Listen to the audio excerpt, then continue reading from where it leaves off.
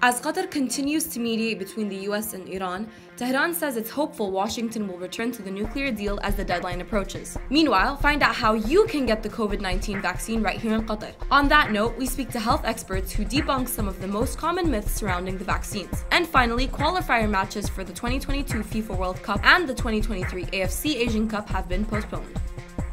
Hello, I'm Farah and you're watching The Roundup. Here are the stories making headlines in Qatar today.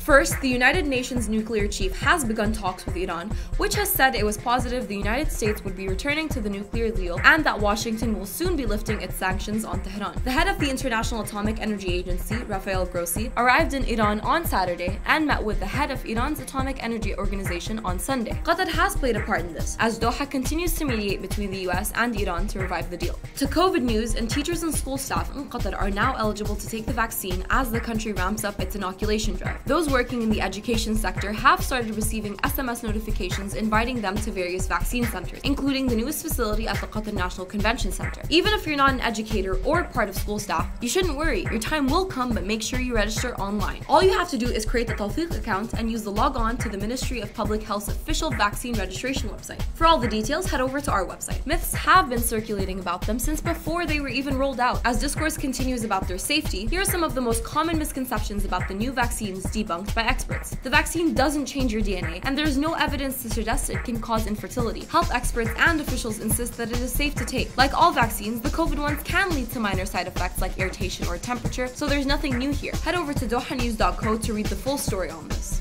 And finally, qualifier matches for the 2022 FIFA World Cup and the 2023 AFC Asian Cup have been postponed to March and June of 2021. The decision was made jointly by the Asian Football Confederation and FIFA as travel and quarantine restrictions continue to be implemented due to the ongoing pandemic. The next matches are set to be on the 25th of March, with Saudi Arabia playing Yemen and Tajikistan going up against Mongolia. That was it for today, but for more of our stories, head on to dohanews.co or keep in touch with our social media.